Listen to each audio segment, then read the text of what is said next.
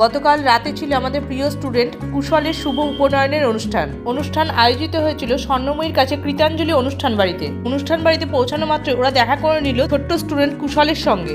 Alpha ফ্যামিলির তরফ থেকে কুশলকে উইশ করে দিয়ে দেওয়া হলো উপহার। কুশলের উপনয়নের অনুষ্ঠানে ছিল একাধিক স্টলে ছিল চিকেন ড্রাই ফ্রাই, বেবিকর্ন, এছাড়া আরো অনেক কিছু। একপাশে ছিল মকটেলের কাউন্টারটি খুব সুন্দর করে সাজিয়েছিল।